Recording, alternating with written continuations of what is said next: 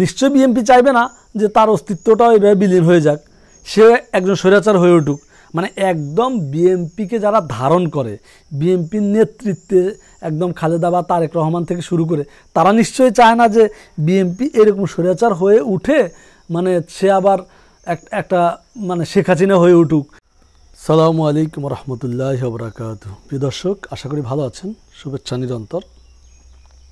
আলোচনা করব পিআর পদ্ধতি বা সংখ্যানুপাতিক নির্বাচন নিয়ে। আপনারা জানেন যে এই সময়ে খুবই প্রাসঙ্গিক এবং খুবই গুরুত্বপূর্ণ একটি বিষয় পিআর পদ্ধতি বা সংখ্যানুপাতিক নির্বাচন। এই মুহূর্তে বাংলাদেশের ছোট রাজনৈতিক এবং মাঝারি রাজনৈতিক দলগুলা প্রায় সবগুলা একমত যে তারা পিআর পদ্ধতি বা সংখ্যানুপাতিক নির্বাচন চায়। বড় দল হিসেবে শুধুমাত্র বিএনপি এই প্রক্রিয়ায় হাঁটছে না, বিএনপি এটা চাচ্ছে না। আমরা বুঝবো যে আসলে সংখ্যানুপাতিক নির্বাচন কি আর কেন ছোট দলগুলো এই বিষয়গুলো এইভাবে চাচ্ছে আর বড় দল হিসেবে বিএনপি কেন চাচ্ছে না।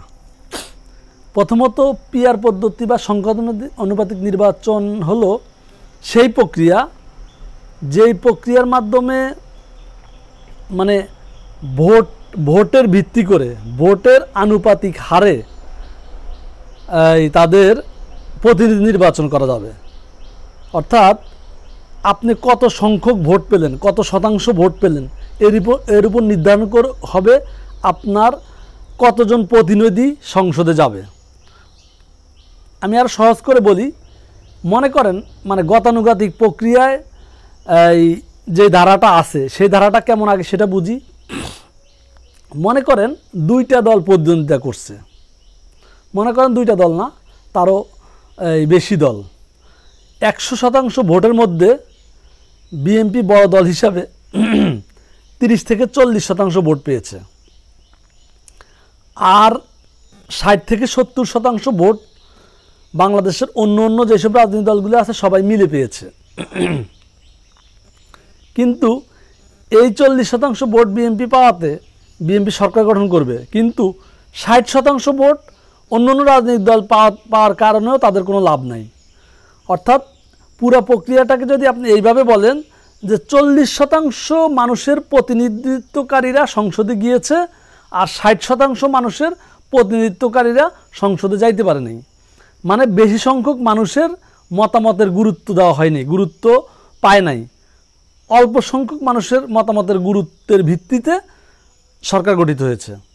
বর্তমান যে প্রচলিত ধারা, এই ধারাতে তাই হয়, কারণ একটা দল দিন শেষে এরকম একটা সংখ্যক মানুষের প্রতিনিধিত্ব করে, বাকি অন্য দলগুলা বেশি মানুষের প্রতিনিধিত্ব করে, কিন্তু সেখানে অনেক বেশি দল আছে, এটা সত্য। তো এই প্রক্রিয়ায় খুব বেশি না, অল্প সংখ্যক মানুষের প্রতিনিধিত্বে সরকার গঠিত হয়। এই ক্ষেত্রে বেশি মানুষ তাদের বিরুদ্ধে থাকে, বেশি মানুষের মতামতের প্রতিফলন সমাজে হয় না। তো এই ক্ষেত্রে এটা আমরা কি করতে পারি, মানে যদি পিআর পদ্ধতি বা এই সংখ্যানুপাতিক নির্বাচন হয়, সেই ক্ষেত্রে যে কাজটা হবে, বেশি মানুষের প্রতিনিধিত্ব সংসদে যাবে। মনে করেন 100% ভোটকে যদি আমরা এইভাবে ভাগাভাগি করি, মনে করেন 40% ভোট বিএনপি পেয়েছে, সেই ক্ষেত্রে বিএনপির 40 জন সংসদ সদস্য এই ক্যাবিনেটে যাবে। বাকি 60% ভোটের ভিতরে জামাত মনে করেন 20% ভোট পেয়েছে। আনুষঙ্গিক যেসব দলগুলো আছে সকল দল মিলে কেউ 10%, কেউ 5%।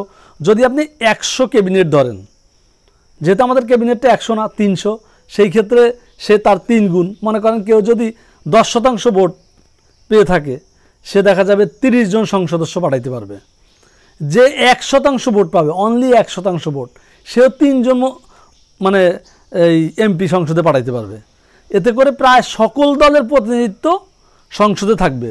এই প্রক্রিয়া একজন প্রধানমন্ত্রী স্বৈরাচার হয়ে যাওয়া সহজ হবে না, স্বৈরাচার হয়ে যাওয়া অনেক কঠিন হবে, মানে অনেকটা হবেই না বলা চলে, কারণ সেখানে অনেক দলের প্রতিনিধিত্ব থাকবে। এই স্বৈরাচারিত্ব আসলে কখন হয়, যখন একটা দল আর অন্য কোনো দলকে পাত্তা দেয় না, গুরুত্ব দেয় না, যখন একক ক্ষমতা প্রতিষ্ঠিত হয়, এক ব্যক্তির কথায় সব চলে, এক ব্যক্তির মানে এক ব্যক্তি সংসদে সবাইকে অ্যাভয়েড করতে পারে, তখন একটা মানুষ স্বৈরাচার হয়ে যাওয়ার সুযোগ হয়ে যায়। সেই ক্ষেত্রে যদি এই পিআর পদ্ধতি বা সংখ্যানুপাতিক নির্বাচন হয়, নির্বাচনের প্রক্রিয়ায় দেশ হাঁটে, সেই ক্ষেত্রে আমার মনে হয় যে জাতি লাভবান হবে, কিন্তু বড় দলগুলো অপেক্ষাকৃত ক্ষতিগ্রস্ত হবে, মানে সাধারণ সেন্সে আর কি অপেক্ষাকৃত কম সুবিধা ভোগ করবে তারা। আর ছোট দলগুলোর সুবিধা হবে যে তারা তাদের প্রতিনিধিত্ব সংসদে নিতে পারবে। যেই দলগুলা কখনোই সংসদে যাওয়ার স্বপ্ন দেখতো না বর্তমান গতানুগতিক ধারায়, কিন্তু পিআর পদ্ধতি বা এই সংখ্যানুপাতিক নির্বাচনে সেই দলগুলোও দেখা যাবে সংসদে যেতে পারবে, সেই দলগুলোও তাদের প্রতিনিধিত্ব জারি রাখতে পারবে। তো আমি মনে করি যে এই প্রক্রিয়াটা যদি মানে সামনে আসে বা এই প্রক্রিয়া যদি সামনে নির্বাচনটা হয়, সেই ক্ষেত্রে জনগণ ভালো সুফল ভোগ করবে। যদিও বড় রাজনৈতিক দল হিসেবে বিএনপি এই প্রক্রিয়ার সাথে এখনও একমত না, কিন্তু এটা তো সত্য কথা যে অন্য সকল দলগুলো যদি বলে যে আমরা এই প্রক্রিয়া ছাড়া নির্বাচনে যাব না, সেই ক্ষেত্রে শুধু একা বিএনপিকে নিয়ে সরকার নির্বাচন করতে পারবে না।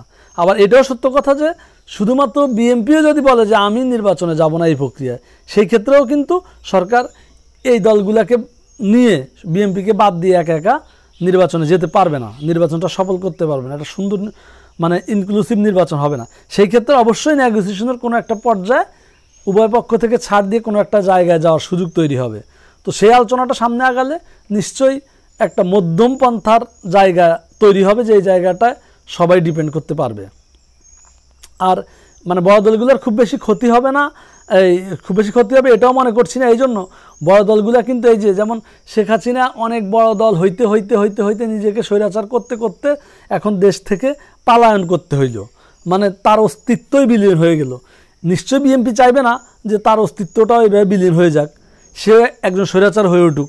মানে একদম বিএনপিকে যারা ধারণ করে, বিএনপির নেতৃত্বে একদম খালেদা বা তারেক রহমান থেকে শুরু করে, তারা নিশ্চয়ই চায় না যে বিএনপি এরকম স্বৈরাচার হয়ে উঠে, মানে সে আবার একটা মানে শেখ হাসিনা হয়ে উঠুক, সে আবার মানে জনগণের দ্বারা এইভাবে প্রত্যাখ্যিত হোক, সে আবার এই মানে বিচ্ছন্ন হয়ে যাক।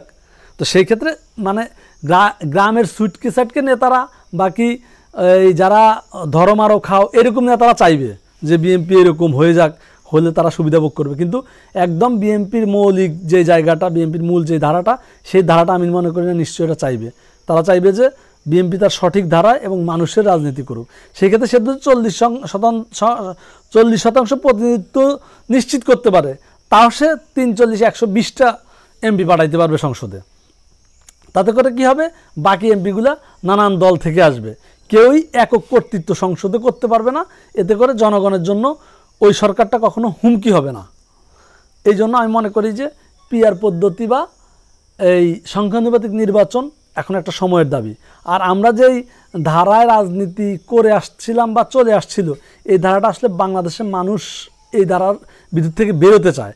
এই ধারায় রাজনীতি করলে কোনোভাবেই এই বড় দলগুলোকে স্বৈরাচারী বা এক গেমিতা বা এক নায়কতন্ত্রতা, মানে এই একক কর্তৃত্ব প্রতিষ্ঠা থেকে বের করে আনা যাবে না। সেই ক্ষেত্রে আমি মনে করি পিআর পদ্ধতি বা সংখ্যানুপাতিক নির্বাচন প্রক্রিয়ার মাধ্যমেই এই একক কর্তৃত্বের কবর দেওয়া যেতে পারে। সেই ক্ষেত্রে মানে সমাজের বা রাষ্ট্রের নানান দল, ছোট মত পথের মানুষ সংসদে যাবে, সেখানে মানে আমি মনে করি যে গতানুগতিক ধারার চাইতে ভালো একটা সরকার গঠন করার সুযোগ তৈরি হবে। ভালো থাকবেন প্রিয় দর্শক, আসসালামু আলাইকুম রহমতুল্লাহ।